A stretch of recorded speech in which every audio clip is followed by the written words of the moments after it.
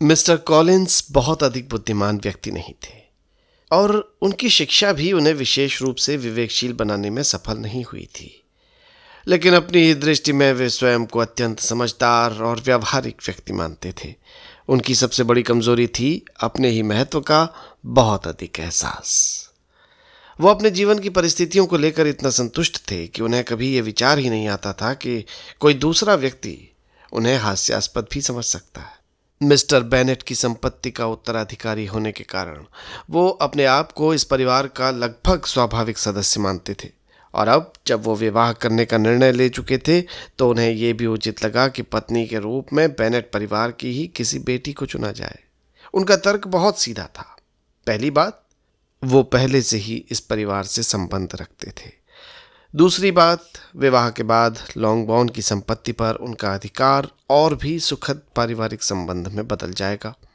और तीसरी, उनकी संरक्षिका लेडी कैथरीन डी बॉग ने उन्हें विवाह करने की सलाह दी थी। इसलिए उन्हें विश्वास था कि बेनेट परिवार की किसी बेटी से विवाह करना हर दृष्टि से उचित होगा। मिसेस बेनेट ने जब ये जाना कि मिस्टर कॉलिंस विवाह करना चाहते हैं तो उनके मन में एक साथ कई भावनाएं उठी। हालांकि उन्हें यह बिल्कुल पसंद नहीं था कि भविष्य में लॉन्गबॉर्न की संपत्ति मिस्टर कॉलिंस के पास चली जाएगी, लेकिन अब उन्हें लगा कि शायद यही व्यक्ति उनकी किसी बेटी का पति बन सकता है। इस विचार ने उन्हें कुछ राहत दी। मिस्टर कॉलिंस ने अपनी योजनाओं को लेकर कोई रहस्य नहीं रखा। उन्होंने अपने मन में लगभग ये तय कर लिया था कि बेनेट परिवार की 5 बेटियों में से किसी एक से विवाह करेंगे। हाँ, उन्होंने ये निर्णय भी लिया था कि उनकी पहली पसंद जेन नहीं होगी, क्योंकि जेन सबसे बड़ी और सबसे सुंदर थी और वो जानता था कि उसके विवाह के अवसर बहुत अच्छे हैं। इसलिए उसे लगा कि जेन को चुनना उसके लिए कोई विशेष उदारता नहीं होगी। लेकिन एलिजाबेथ, उसके बारे में उसका विचार अलग था। एलिजाबेथ उसे सुंदर, समझदार और आकर्षक लगी थी। इसीलिए वो मन ही मन उसे अपनी भावी पत्नी के रूप में देखने लगा। हालांकि एलिजाबेथ को इस बात का बिल्कुल अंदाजा नहीं था। अगले दिन मिस्टर कॉलिंस और एलिजाबेथ मैरिटन की ओर जाने के लिए निकले। रास्ते में मिस्टर कॉलिंस ने अपने भविष्य के जीवन के बारे में बातें करना शुरू कर दिया। वो अपने विवाह को लेकर इतने उत्साहित थे कि उन्हें इस बात की चिंता भी नहीं थी कि सामने वाली युवती इस विषय में क्या सोचती है।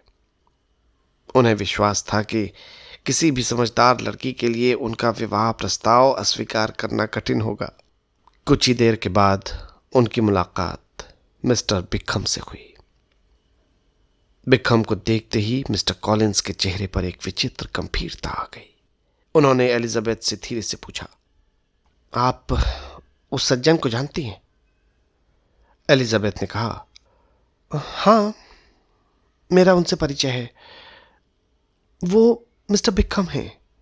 मिस्टर कॉलिंस ने उन्हें ध्यान से देखा। बिकहम भी उन्हें देखकर कुछ क्षण के लिए ठिठके। हालांकि उन्होंने कोई विशेष अभिवादन नहीं किया और आगे बढ़ गए। एलिजाबेथ को यह व्यवहार बहुत अजीब लगा। मिस्टर कॉलिंस ने धीमे स्वर में कहा, मिस एलिजाबेथ, मैं आपको सलाह दूंगा कि उस व्यक्ति से सावधान रहें। एलिजाबेथ ने आश्चर्य से पूछा, क्यों? मिस्टर कॉलिंस ने उत्तर दिया, क्योंकि वो ऐसा व्यक्ति है जिसके बारे में मेरी संरक्षिका लेडी कैथरीन ने मुझे विशेष रूप से सावधान रहने को कहा है। एलिजाबेथ आगे कुछ और पूछती, इससे पहले ही वो मैरिटन पहुंच गए। लेकिन बिकहम से हुआ यह आमना सामना उसके मन में एक नया प्रश्न जरूर पैदा कर गया।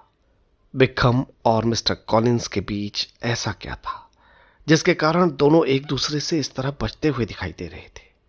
वो अभी इस रहस्य का उत्तर नहीं जानती थी। उधर कॉलिंस अपनी ही दुनिया में मगन थे।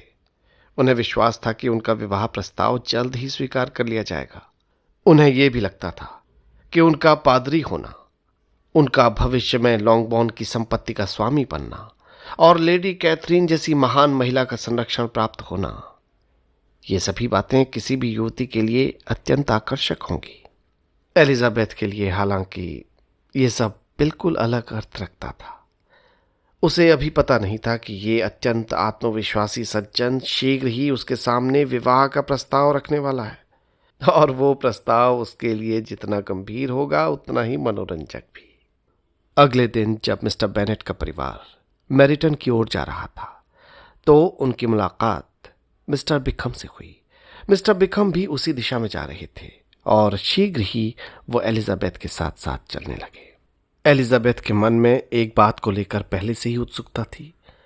पिछले दिन उसने देखा था कि मिस्टर कॉलिंस और बिकम एक दूसरे को देखकर कितने असहज हो गए थे। वो जानना चाहती थी कि आखिर इन दोनों के बीच ऐसा क्या संबंध था। कुछ देर वो चुप रही, फिर आखिरकार अपनी जिज्ञासा पर काबू न रख सकी। उसने कहा, मिस्टर बिकम, कल जब आपने मिस्टर कॉलिंस को देखा तो ऐसा लगा जैसे आप दोनों के बीच कुछ ऐसा है जिसके बारे में मैं नहीं जानती। क्या मैं पूछ सकती हूँ कि आप दोनों के बीच कोई मतभेद है? बिकम ने एक क्षण के लिए उसकी ओर देखा। उसके चेहरे पर हल्की सी मुस्कान आई, लेकिन वो मुस्कान तुरंत गायब हो गई। आपने बहुत सीधी बात पूछी है मिस एलिजाबेथ, उसने कहा, और सच कहूं तो मैं चाहता था कि इस विषय पर आपसे बात न करनी पड़े। मिस्टर बिकम, यदि आप इस बारे में बात नहीं करना चाहते तो मैं आपको विवश नहीं करूंगी। नहीं, बिकम ने उत्तर दिया। अब जब आपने पूछ ही लिया है तो शायद आपको सच्चाई जान लेनी चाहिए, लेकिन मैं आपसे अनुरोध करूंगा कि इस बात को और किसी के सामने न कहें। एलिजाबेथ ने सहमति में सिर हिलाया। बिकम ने कुछ क्षण चुप रहने के बाद कहना शुरू किया, मिस एलिजाबेथ, मेरा और मिस्टर डार्सी का परिवार एक दूसरे को बहुत पहले से जानता है। उनके पिता मेरे पिता के बहुत अच्छे मित्र थे। मेरे पिता ने उनके परिवार की सेवा की थी और मिस्टर डार्सी के पिता मुझे बचपन से बहुत स्नेह रखते थे। एलिजाबेथ ध्यान से सुन रही थी। उन्होंने मेरी शिक्षा का प्रबंध किया। वो चाहते थे कि मैं अच्छा भविष्य बनाऊं। उन्होंने मुझसे ऐसा व्यवहार किया जैसे मैं उनके अपने परिवार का सदस्य हूं। बिकम की आवाज में कुछ भावुकता आ गई थी। उनकी मृत्यु मेरे लिए बहुत बड़ा आघात थी, लेकिन मैं इस बात को लेकर निश्चिंत था कि उन्होंने मेरे भविष्य के लिए जो व्यवस्था की थी वो उनके बेटे द्वारा पूरी की जाएगी। तो क्या ऐसा हुआ नहीं? एलिजाबेथ ने पूछा। नहीं, बिकम ने धीरे से सिर हिलाया। उनके पिता की मृत्यु के बाद मिस्टर डार्सी का व्यवहार मेरे प्रति पूरी तरह बदल गया। उन्होंने मुझे वो अवसर नहीं दिया जिसका वादा उनके पिता ने किया था। एलिजाबेथ ने आश्चर्य से पूछा, लेकिन ऐसा क्यों? बिकम ने कहा, यही तो मैं भी नहीं समझ पाया था मिस एलिजाबेथ। शायद वो मुझे पसंद नहीं करता था, शायद मुझसे जलता था, शायद मुझे उसके पिता द्वारा मिला हुआ सम्मान अच्छा नहीं लगता था, या फिर शायद वो मुझे अपने बराबर का समझना ही नहीं चाहता था। लेकिन आपके साथ अन्याय क्यों किया गया? लेकिन आपके साथ अन्याय क्यों किया गया? बिकम ने एक लंबी सांस ली। मिस एलिजाबेथ, मेरी इच्छा थी कि मैं चर्च की सेवा में अपना जीवन बिताऊं। मुझे एक अच्छा पादरी पद मिल सकता था। डार्सी के पिता ने मेरे लिए व्यवस्था की थी, लेकिन डार्सी ने वो पद किसी दूसरे व्यक्ति को दे दिया। एलिजाबेथ को यह सुनकर बहुत बुरा लगा। ओह, यह तो सचमुच बहुत अन्यायपूर्ण है, बिकम ने गंभीरता से कहा। मैंने भी यही सोचा था, लेकिन मैंने कभी सार्वजनिक रूप से उनकी निंदा नहीं की। मैं नहीं चाहता कि लोग मुझे किसी के विरुद्ध शिकायत करने वाला व्यक्ति समझें। एलिजाबेथ ने उसकी ओर सहानुभूति से देखा। लेकिन क्या कभी आपको उससे इस बारे में बात करने का अवसर मिला? हाँ, लेकिन उससे बात करना मेरे लिए बहुत कष्टदायक था। वो इस विषय पर चर्चा ही नहीं करना चाहता था, और जिस अधिकार से उसने मेरे साथ व्यवहार किया उससे मुझे स्पष्ट हो गया कि वो अपने पिता की इच्छा को कोई महत्व नहीं देता। एलिजाबेथ ने कहा, अब मैं समझ सकती हूं। कल मिस्टर कॉलिंस और आप दोनों ने एक दूसरे को देखकर इस तरह प्रतिक्रिया क्यों दी थी? बिकम ने शांत स्वर में कहा, मिस एलिजाबेथ, मैं डार्सी से घृणा नहीं करना चाहता। उसके पिता मेरे प्रति दयालु थे और मैं उनके पुत्र के प्रति भी उसी सम्मान की भावना रखना चाहता था, लेकिन उसने जिस तरह मेरे साथ व्यवहार किया उसे भूल पाना मेरे लिए आसान नहीं। थोड़ी देर दोनों चुप रहे। एलिजाबेथ के मन में डार्सी की छवि और भी खराब हो चुकी थी। उसे याद आया कि जब पहली बार उसने डार्सी को देखा था, तभी से उसका व्यवहार उसे घमंडी और अप्रिय लगा था। अब बिक्रम की कहानी ने उसके इस विचार को जैसे प्रमाण दे दिया था। वो बोली, मिस्टर बिक्रम, मैं आपको विश्वास दिलाती हूँ कि मुझे इस बात का बहुत दुख है कि आपके साथ ऐसा व्यवहार किया गया। बिक्रम ने विनम्रता से कहा, मिस एलिजाबेथ, आपकी सहानुभूति मेरे लिए बहुत मायने रखती है, लेकिन कृपया इस बात को भूल जाइए। मैं नहीं चाहता कि मेरी वजह से किसी के प्रति भी आपके मन में दुर्भावना पैदा हो। एलिजाबेथ ने हल्की मुस्कान के साथ कहा, मुझे डर है कि आप ये कहकर बहुत देर कर चुके हैं। बिक्रम भी मुस्कुरा दिया। दोनों की बातचीत के बीच कुछ देर बाद बाकी लोग भी पास आ गए और विषय बदल गया। लेकिन एलिजाबेथ के मन में अब एक नई धारणा जन्म ले चुकी थी। बिक्रम उसे एक सज्जन, विनम्र और दुर्भाग्य का शिकार व्यक्ति दिखाई दे रहा था, और डार्सी एक घमंडी, कठोर और अन्याय करने वाला व्यक्ति। उसे ये बिल्कुल पता नहीं था कि बिक्रम की कही हुई कहानी में कितनी सच्चाई थी। उसे यह भी नहीं मालूम था कि डार्सी के मन में बिक्रम के बारे में ऐसा रहस्य छिपा था जो भविष्य में उसके अपने विचारों को पूरी तरह बदल देने वाला था। लेकिन फिलहाल एलिजाबेथ के लिए इतना ही पर्याप्त था। वो बिक्रम को पसंद करती थी और डार्सी को नापसंद, और इस पसंद और नापसंद के बीच अब उसके पूर्वाग्रह ने एक और मजबूत दीवार खड़ी कर दी थी। अगली सुबह एलिजाबेथ ने अपनी सहेली शार्लेट को वो सब बता दिया जो उसने पिछली शाम मिस्टर बिक्रम से सुना था। शार्लेट बड़े ध्यान से उसकी बातें सुनती रही। एलिजाबेथ के मन में इस समय बिक्रम के लिए इतनी गहरी सहानुभूति थी कि वो उसकी कहानी सुनाते समय बार बार उसके साथ हुए अन्याय पर अपना आक्रोश प्रकट कर रही थी। अब तो तुम्हें मानना ही पड़ेगा, एलिजाबेथ ने कहा, कि मिस्टर डार्सी का व्यवहार कितना घृणित था। शार्लेट ने शांत स्वर में पूछा, एलिजाबेथ, क्या तुम पूरी तरह निश्चित हो कि बिक्रम ने जो बताया वो सब सच है? एलिजाबेथ ने आश्चर्य से उसकी ओर देखा। तुम्हें उस पर संदेह है? नहीं, संदेह तो मैं नहीं कहूंगी, लेकिन हम केवल उसकी बात जानते हैं। मिस्टर डार्सी की ओर से हमने कुछ नहीं सुना। एलिजाबेथ हंस पड़ी। तुम हमेशा हर बात में दूसरे पक्ष को भी देखने की कोशिश करती हो। लेकिन मुझे विश्वास है कि बिक्रम सच कह रहा है। उसके व्यवहार में ऐसी कोई बात नहीं जो मुझे झूठ लगे। शार्लेट ने कहा, उसका व्यवहार वास्तव में अच्छा है, इसमें कोई संदेह नहीं। वो विनम्र है, मिलनसार है और हर किसी से अच्छे ढंग से पेश आता है कि लोग स्वाभाविक रूप से उसकी ओर आकर्षित हो जाते हैं। यही बात तो है। क्या तुमने कभी डार्सी को इस तरह लोगों से घुलते मिलते देखा है? शार्लेट मुस्कुरा दी। नहीं। तो फिर बात साफ है। लेकिन शार्लेट इतनी जल्दी निष्कर्ष पर पहुंचने वाली नहीं थी। एलिजाबेथ, फिर भी मैं चाहूंगी कि इस मामले में हमें थोड़ा और पता चले। एलिजाबेथ ने कहा, देखो शार्लेट, मुझे तो लगता है कि डार्सी स्वयं कभी भी अपनी सफाई देने की कोशिश नहीं करेंगे। उनमें इतना घमंड है कि वो शायद ये मानते हैं कि उन्हें किसी को जवाब देने की आवश्यकता ही नहीं है। शार्लेट ने धीरे से कहा, हो सकता है। एलिजाबेथ कुछ क्षण चुप रही, फिर बोली, और अब मुझे ये भी समझ में आता है कि मैरिटन में मिस्टर डार्सी और बिक्रम एक दूसरे को देखकर इतने असहज क्यों हो गए थे।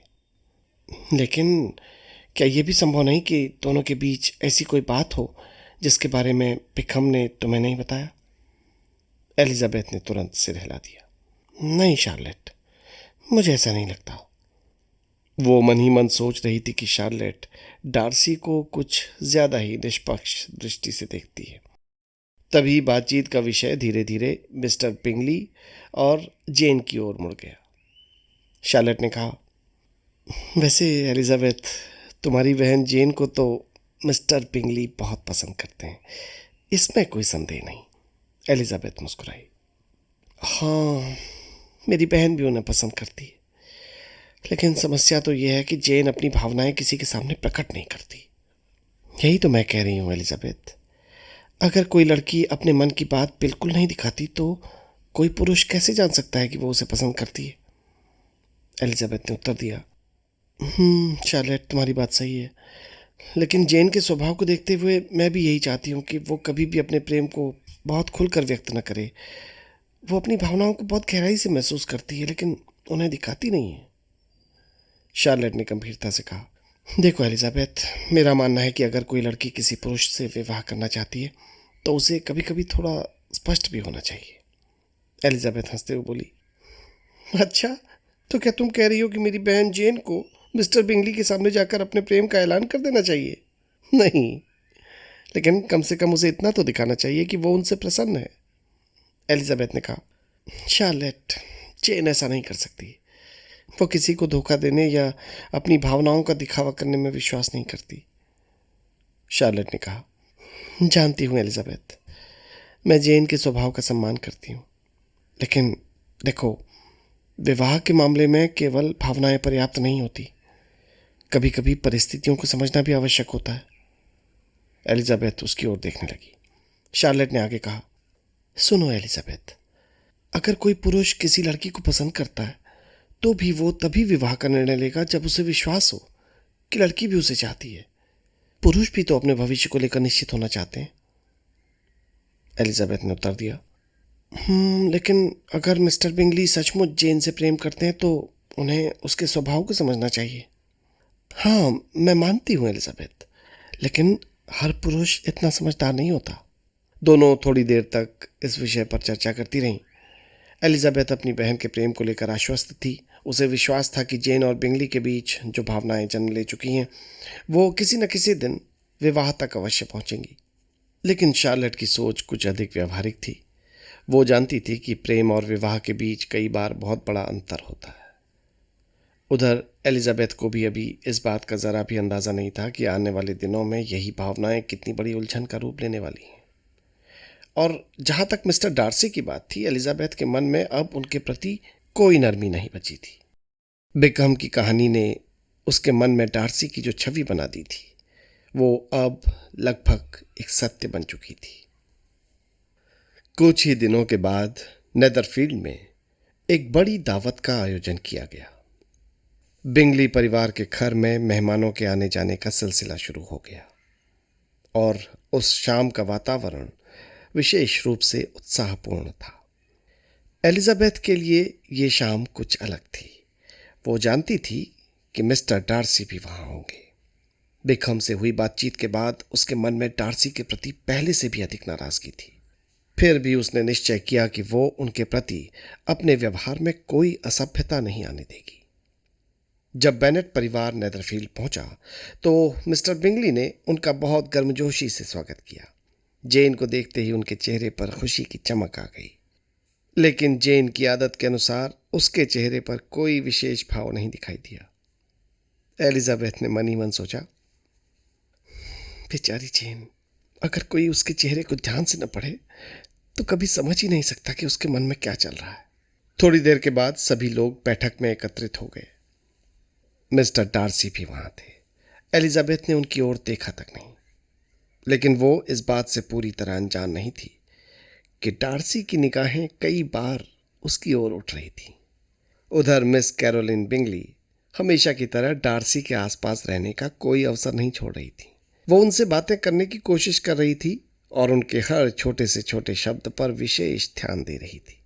एलिजाबेथ को यह सब देखकर कुछ मनोरंजन हो रहा था। तभी नृत्य की तैयारी शुरू हुई। बॉल की शुरुआत के लिए जोड़े बनाए जाने लगे। एलिजाबेथ की सहेली शार्लेट पहले ही उसके पास आ चुकी थी।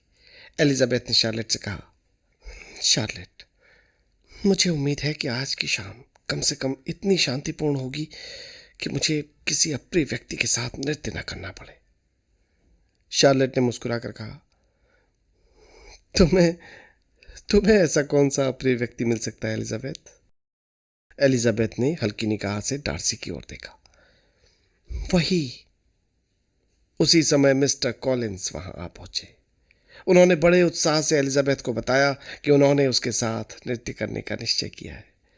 एलिजाबेथ ने मन ही मन सोचा कि ये शाम और भी कठिन होने वाली है, लेकिन इससे पहले कि वो कुछ कहती, एक अप्रत्याशित घटना हुई। मिस्टर डार्सी स्वयं उसके पास आकर खड़े हो गए। एलिजाबेथ कुछ क्षण के लिए स्तब्ध रह गई।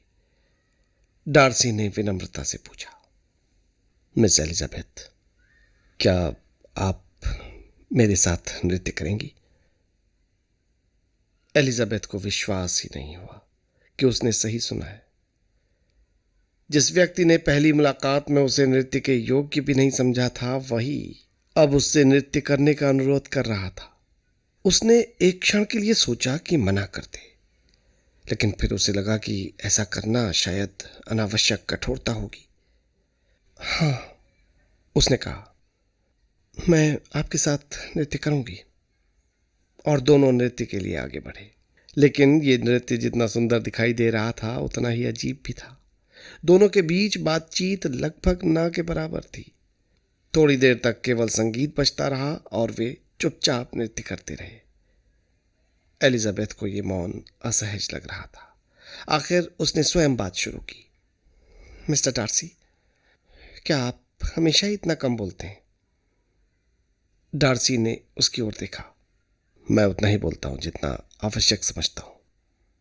एलिजाबेथ मुस्कुराई। तो फिर आज की शाम आपके लिए बहुत सुविधाजनक है। डार्सी के चेहरे पर हल्की मुस्कान आई। शायद। एलिजाबेथ ने सोचा, कम से कम उसके चेहरे पर भाव तो आते हैं। थोड़ी देर बाद उसने कहा, एक बात बताइए मिस्टर डार्सी, मिस्टर बिकहम आपको बिल्कुल पसंद नहीं करते, ऐसा क्यों? डार्सी का चेहरा अचानक गंभीर हो गया। मिस एलिजाबेथ, मैं उनके विषय में कोई चर्चा करना पसंद नहीं करूंगा। मुझे तो लगता है कि आप दोनों के बीच कोई पुरानी कहानी है। जी है। और आप मुझे वो कहानी नहीं बताएंगे? नहीं, एलिजाबेथ ने हल्की मुस्कान के साथ कहा। बहुत अच्छी बात है। इससे मुझे अपने मन में आपके बारे में जो राय बनानी है, उसे बनाने में कोई बाधा नहीं होगी। डार्सी ने उसकी ओर देखा, लेकिन कुछ नहीं कहा। नृत्य समाप्त हुआ। एलिजाबेथ वापस अपनी जगह पर आ गई। उसे यह पूरा अनुभव विचित्र लगा। डार्सी का उसके साथ नृत्य करना उसके लिए अप्रत्याशित था, लेकिन उससे भी अधिक विचित्र यह था कि कुछ क्षणों के लिए उसे लगा कि डार्सी उतने असहनीय नहीं है जितना वो समझती थी। हालांकि इस विचार को तुरंत अपने मन से निकाल देना चाहती थी। इसी बीच मिस्टर कॉलिंस ने एलिजाबेथ के साथ नृत्य करने का अवसर पा लिया। उनका नृत्य इतना अजीब और असंगत था कि एलिजाबेथ को अपने चेहरे पर मुस्कान बनाए रखना भी कठिन लग रहा था। उधर एलिजाबेथ की बहन मैरी ने भी अपने संगीत प्रदर्शन की तैयारी कर रखी थी। मिसेस बेनेट को अपनी बेटी की प्रतिभा पर इतना गर्व था कि उन्होंने लगभग हर किसी को यह बताना शुरू कर दिया कि मेरी बेटी कितनी अच्छी संगीतज्ञ है। अंततः मैरी को पियानो के सामने बैठना पड़ा। वो पूरी गंभीरता के साथ बजाने लगी, लेकिन उसका प्रदर्शन उतना प्रभावशाली नहीं था जितना वो समझती थी। मिस्टर बिंगली ने फिर भी शिष्टतापूर्वक उसकी प्रशंसा की। मिसेस बेनेट ने गर्व से कहा, मेरी बेटी ने यह सब अपने अभ्यास से सीखा है। लेकिन एलिजाबेथ को अपनी माँ की यह आदत बिल्कुल पसंद नहीं आई कि वो अपनी बेटियों की प्रतिभा का प्रदर्शन हर जगह करती रहती हैं। उसे डर था कि लोग उन्हें गंभीरता से लेने के बजाय उनका मजाक उड़ाएंगे। थोड़ी देर बाद मैरी फिर से संगीत बजाने लगी। इस बार एलिजाबेथ ने धीरे से उसे रोकने की कोशिश की, लेकिन मिसेस बेनेट ने उल्टा कहा, हाँ मैरी, तुम और ज्यादा बजाओ। यहाँ सभी तुम्हारा संगीत सुनना पसंद करते हैं। एलिजाबेथ ने मन ही मन आंखें बंद कर ली। काश मां समझ पाती कि हर प्रशंसा सचमुच प्रशंसा नहीं होती। शाम आगे बढ़ती रही। कुछ देर बाद एलिजाबेथ अपनी बहन जेन के पास जा बैठी। उसने देखा कि मिस्टर बिंगली जेन के प्रति पहले की ही तरह स्नेहपूर्ण है। एलिजाबेथ को इससे खुशी हुई। लेकिन तभी मिस कैरोलिन बिंगली ने आकर कुछ ऐसी बातें कही जिनसे एलिजाबेथ को पता चला कि मिस्टर बिंगली की बहनों को जेन का परिवार पसंद नहीं है। विशेषकर उसकी माँ का व्यवहार और छोटी बहनों की असंयमित बातें उन्हें परेशान करती थीं। एलिजाबेथ को यह सुनकर चिंता हुई। वो जानती थी कि उसकी माँ अक्सर बिना सोचे समझे ही ऐसी बातें कह देती है जिनसे दूसरों के सामने परिवार की छवि खराब हो सकती है। और उस शाम भी मिसेस बेनेट ने अपनी बेटियों के विवाह की बातें इतनी खुलकर की थीं कि एलिजाबेथ को बेहद शर्मिंदगी महसूस हुई।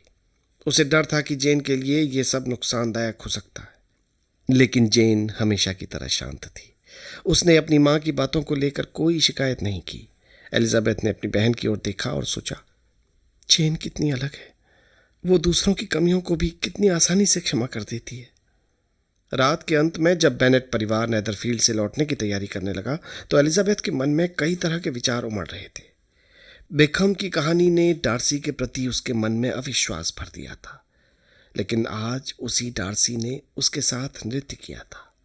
जेन और बिंगली का संबंध भी उसे पहले से अधिक गंभीर दिखाई दे रहा था, लेकिन साथ ही उसे यह भी महसूस हो रहा था कि जेन के रास्ते में सबसे बड़ी बाधा शायद प्रेम नहीं बल्कि परिवार और समाज की अपेक्षाएं होंगी।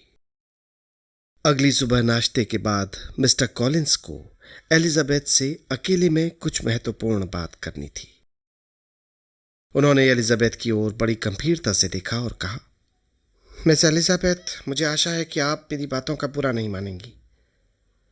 मैं आपसे एक बात कहना चाहता हूं जो मेरे लिए बहुत महत्वपूर्ण है। एलिजाबेथ ने विनम्रता से उत्तर दिया, यस मिस्टर कॉलिंस, आप निश्चिंत होकर कह सकते हैं।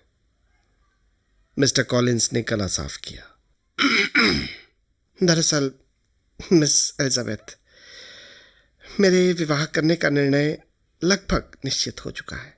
एलिजाबेथ को लगा कि शायद वो अपनी शादी के लिए कोई सामान्य सी योजना बता रही है। वो चुपचाप सुनती रही।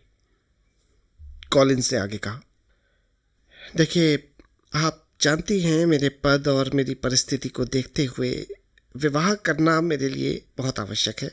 मेरी संरक्षिका लेडी कैथरीन डी बॉक ने मुझे कई बार इस विषय में सलाह दी है। एलिजाबेथ ने मन ही मन सोचा कि फिर लेडी कैथरीन का नाम आ ही गया। कॉलिंस बोलते रहे, मिस एलिजाबेथ, लेडी कैथरीन का स्पष्ट मत है कि मेरे जैसे व्यक्ति को विवाह करके अपने जीवन को व्यवस्थित करना चाहिए, और मैं उनकी बुद्धिमत्ता पर संदेह करने वाला कौन होता हूँ। एलिजाबेथ ने हल्की मुस्कान के साथ कहा, जी निश्चित ही नहीं। कॉलिंस ने इसे प्रोत्साहन समझ लिया। जी, इसीलिए मैंने बहुत सोच विचार के बाद यह निर्णय लिया है कि मैं विवाह करूंगा। उसने एक क्षण रुककर एलिजाबेथ की ओर देखा, फिर बोले, और जिस महिला को मैंने अपनी पत्नी के रूप में चुना है वो आप हैं। एलिजाबेथ एक क्षण के लिए बिल्कुल स्तब्ध रह गई। उसे बिल्कुल उम्मीद नहीं थी कि बात यहां तक पहुंच जाएगी। फिर उसने स्वयं को संभालते हुए कहा, जी मिस्टर कॉलिंस, मुझे डर है कि आप मेरे उत्तर की प्रतीक्षा में कुछ अधिक आशावान हो रहे हैं। कॉलिंस ने उसकी बात का अर्थ समझा ही नहीं। उन्होंने प्रसन्नता से कहा, मुझे विश्वास है कि आप मेरी भावनाओं को समझेंगी। आपकी पारिवारिक परिस्थितियों को देखते हुए भी ये विवाह आपके लिए बहुत लाभदायक होगा। एलिजाबेथ को आश्चर्य के साथ साथ मनोरंजन भी होने लगा। कॉलिंस ने अपना भाषण जारी रखा, देखिए, सबसे पहली बात तो यह है कि मैं आपका संबंधी हूँ, इसलिए आपको इस घर से विदा होने के बाद भी किसी अनजान परिवार में नहीं जाना पड़ेगा। एलिजाबेथ ने कुछ कहने की कोशिश की, लेकिन कॉलिंस रुके ही नहीं। और दूसरी बात, ये घर आगे चलकर मेरा होने वाला है, इसलिए आपके लिए इससे अधिक स्वाभाविक स्थान कोई हो ही नहीं सकता। एलिजाबेथ ने सोचा, ये कैसी अजीब बेतुकी बात है। कॉलिंस ने आगे कहा, और तीसरी बात, मुझे लगता है कि विवाह से मेरे और आपके परिवार के बीच जो संबंध बनेगा वो अत्यंत सुखद होगा। एलिजाबेथ ने अब स्पष्ट रूप से कहा, मिस्टर कॉलिंस, आप मेरी बात कृपया ध्यान से सुनिए। मैं आपके इस प्रस्ताव के लिए आपकी आभारी हूं, लेकिन मैं इसे स्वीकार नहीं कर सकती।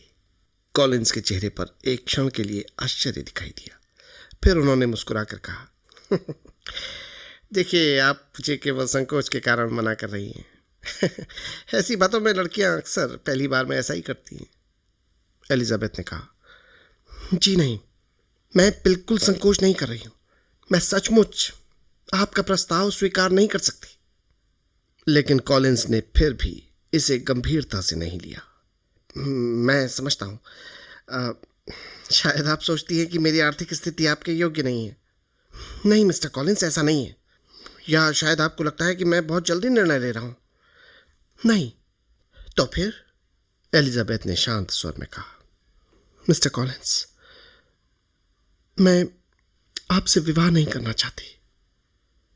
अब भी मिस्टर कॉलिंस को विश्वास नहीं हुआ। उन्होंने कहा, ओह मिस एलिजाबेथ, आप मुझे गलत समझ रही हैं।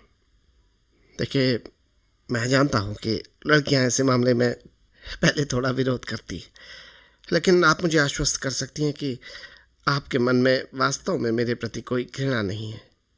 एलिजाबेथ ने मन ही मन सोचा कि इससे अधिक स्पष्ट कैसे कहा जाए। वो बोली, मिस्टर कॉलिंस, मैं आपको विश्वास दिलाती हूँ कि मैं आपसे विवाह नहीं कर सकती। मैं आपके प्रस्ताव को अस्वीकार करती हूँ। कॉलिंस ने सिर हिलाया। ओह, आप अत्यंत दयालु हैं। एलिजाबेथ को लगा कि जैसे वो एक ऐसे व्यक्ति से बातें कर रही है जिसे उसकी भाषा की समझ ही नहीं। जी नहीं मिस्टर कॉलिंस, मैं दयालु नहीं हूं, मैं केवल स्पष्ट हूं, मैं केवल साफ बात कह रही हूं। लेकिन कॉलिंस फिर भी अपनी ही धुन में बोले, मिस एलिजाबेथ, मैं आपकी झिझक को समझता हूं। ठीक है, मैं आपको थोड़ा समय देता हूं। आपको अपने मन को तैयार करने का अवसर मिलना ही चाहिए।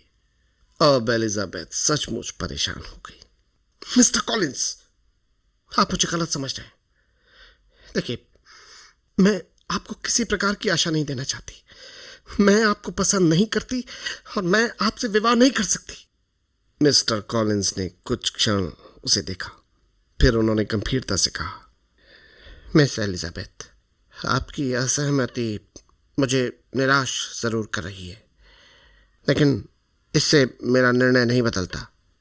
मैं जानता हूं कि आपके परिवार की परिस्थितियां ऐसी हैं कि आप किसी अधिक अच्छे प्रस्ताव की आशा नहीं कर सकती।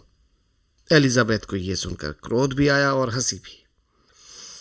मिस्टर कॉलिंस, प्लीज, आप मेरी परिस्थिति के बारे में चिंता न करें। मैं अपने भविष्य के विषय में स्वयं निर्णय ले सकती हूँ। कॉलिंस ने फिर समझाना शुरू किया।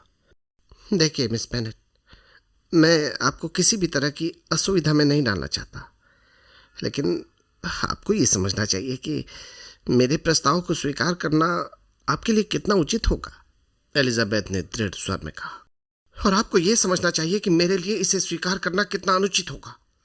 कॉलिंस ने फिर कहा, मैं आपके इस इनकार को अंतिम नहीं मान सकता। एलिजाबेथ ने उत्तर दिया, तो फिर आपको मेरी बात सुनने की आवश्यकता ही नहीं थी। वो उठने लगी, लेकिन तभी फिर कॉलिंस ने कहा, मिस एलिजाबेथ, मैं आपसे केवल इतना निवेदन करूंगा कि इस विषय में जल्दबाजी न करें। मैं जानता हूं कि अंततः आपकी भावनाएं बदल जाएंगी। एलिजाबेथ ने दृढ़ता से कहा, नहीं मिस्टर कॉलिंस, मेरी भावनाएं नहीं बदलेंगी। और वो वहां से चली गई। मिस्टर कॉलिंस कुछ क्षण वहीं खड़े रहे। उन्हें अभी भी विश्वास नहीं था कि एलिजाबेथ सचमुच उन्हें अस्वीकार कर चुकी है। उनकी समझ में बिल्कुल भी ये बात नहीं आ पा रही थी कि कोई लड़की ऐसे विवाह प्रस्ताव को कैसे ठुकरा सकती है जिसमें उसे घर, सुरक्षा और सामाजिक सम्मान सब कुछ मिल रहा है।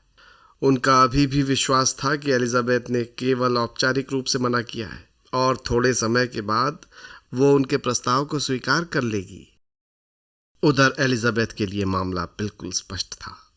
वो किसी ऐसे व्यक्ति से विवाह नहीं कर सकती थी जिसके साथ वो जीवन भर के लिए अपना जीवन बांटने की कल्पना तक नहीं कर सकती।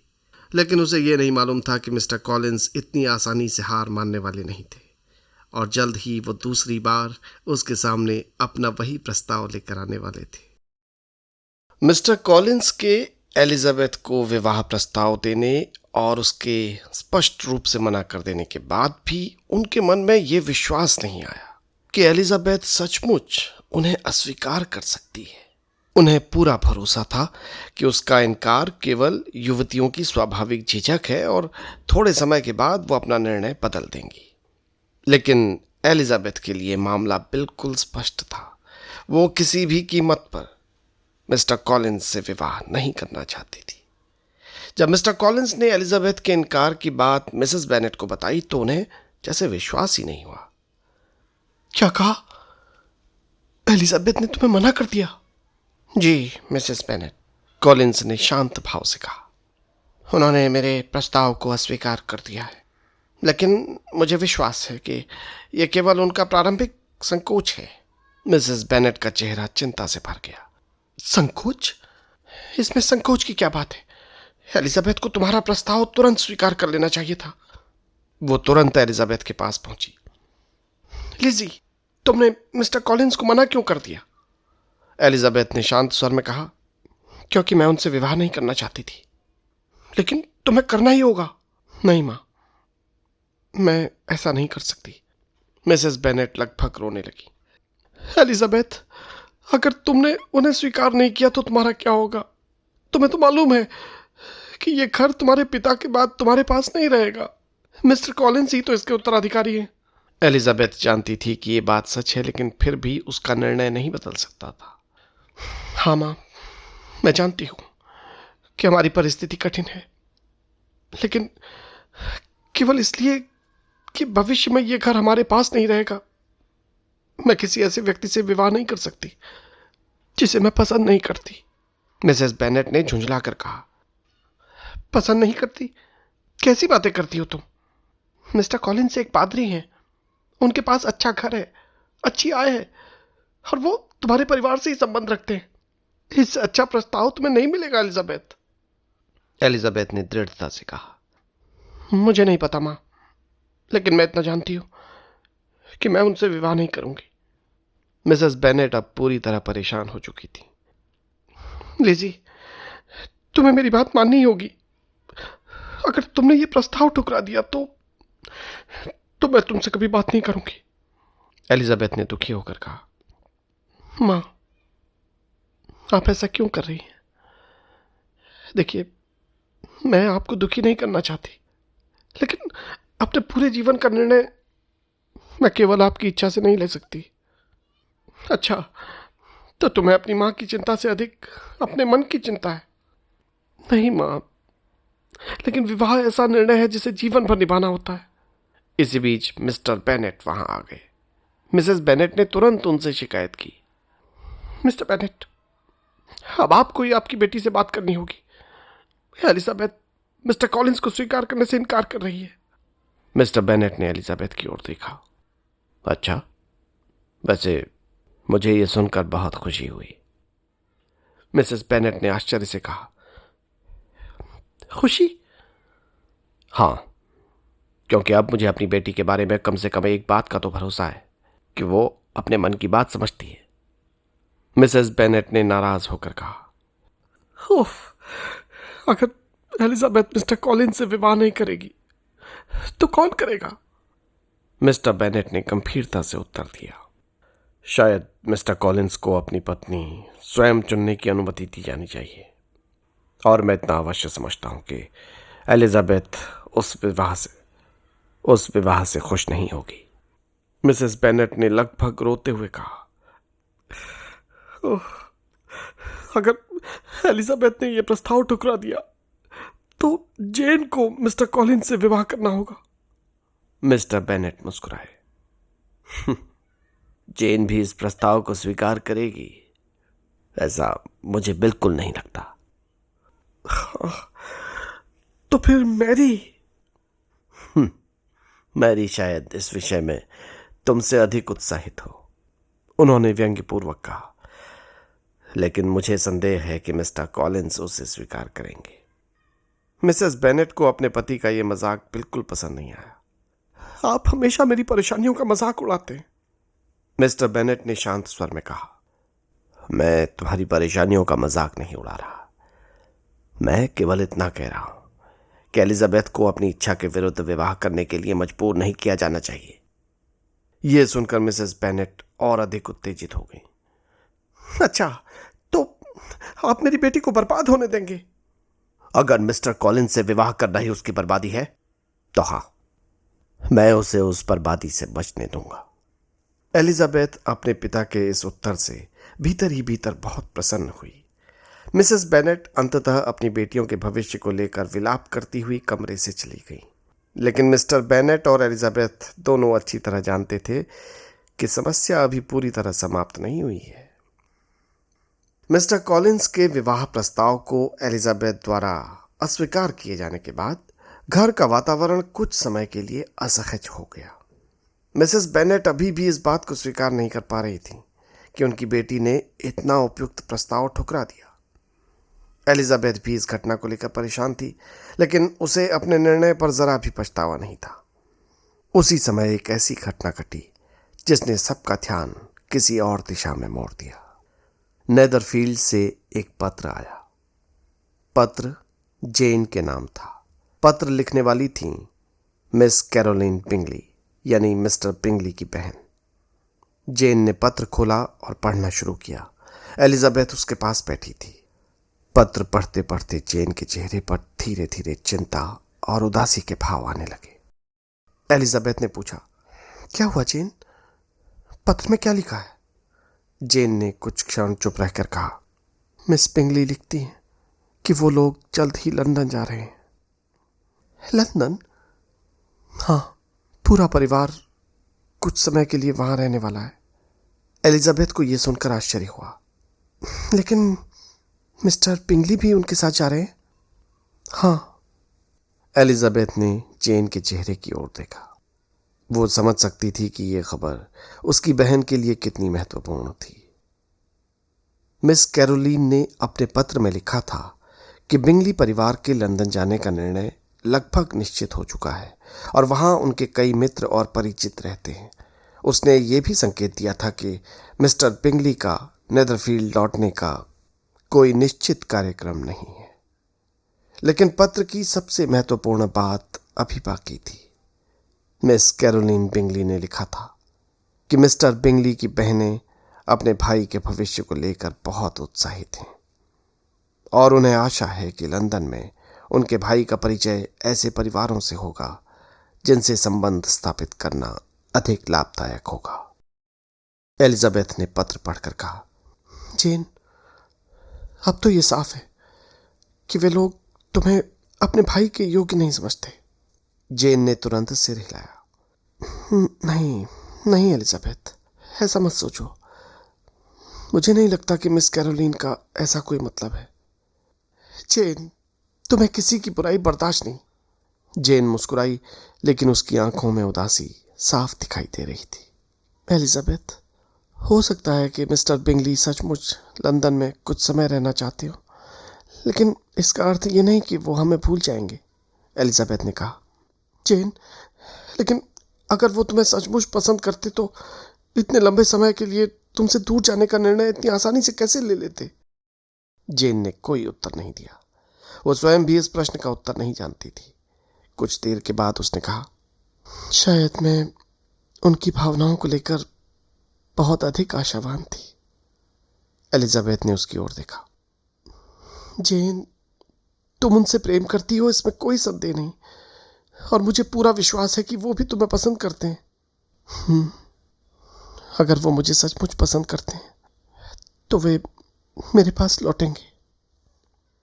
एलिजाबेथ ने उसकी बात का विरोध नहीं किया। वो जानती थी कि जेन किसी भी परिस्थिति में मिस्टर बिंगली के बारे में बुरा नहीं सोचेगी।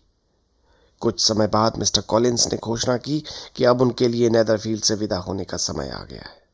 लेकिन एलिजाबेथ के इनकार के बावजूद उनके व्यवहार में कोई विशेष परिवर्तन नहीं आया था। वो अब भी आश्वस्त थे कि उनके विवाह का प्रस्ताव अंततः स्वीकार कर लिया जाएगा। जब उनके जाने का समय आया तो उन्होंने एलिजाबेथ से कहा, मिस बेनेट, मुझे आशा है कि आप मेरे पिछले प्रस्ताव को लेकर अधिक चिंतित नहीं होंगी। मैं आपके निर्णय का सम्मान करता हूँ और मुझे विश्वास है कि समय के साथ सब कुछ ठीक हो जाएगा। एलिजाबेथ ने मन ही मन सोचा, मिस्टर कॉलिंस, काश आप मेरे नहीं का भी उतना ही सम्मान करते जितना अपने विश्वास का करते। लेकिन उसने केवल विनम्रता से कहा, आपकी यात्रा शुभ हो। मिस्टर कॉलिंस वहां से चले गए। एलिजाबेथ ने राहत की सांस ली, लेकिन उसी समय जेन के मन में एक दूसरी चिंता घर कर चुकी थी। मिस्टर बिंगली के लंदन जाने की खबर ने उसके मन में पहली बार ये प्रश्न पैदा कर दिया था कि कहीं मिस्टर बिंगली और उसका प्रेम केवल उसकी कल्पना तो नहीं था। फिर भी जेन ने अपने स्वभाव के अनुसार यही सोचा, नहीं, हमें किसी के बारे में तब तक बुरा नहीं सोचना चाहिए जब तक उसके विरुद्ध कोई स्पष्ट कारण न हो। एलिजाबेथ ने उसे देखा और मन ही मन कहा, जेन, तुम्हारी अच्छाई ही तुम्हारी सबसे बड़ी कमजोरी है। और इस प्रकार एक और एलिजाबेथ मिस्टर कॉलिंस के विवाह प्रस्ताव से बच निकलने की कोशिश कर रही थी, तो दूसरी ओर जेन के सामने नया दुख धीरे धीरे आकार ले रहा था। मिस्टर पिंगली नेदरफील्ड छोड़कर लंदन जा चुके थे और किसी को ये नहीं पता था क्या वो वापस आएंगे या फिर जेन के जीवन में ये प्रेम केवल एक सुंदर लेकिन अधूरी कहानी बनकर रह जाएगा।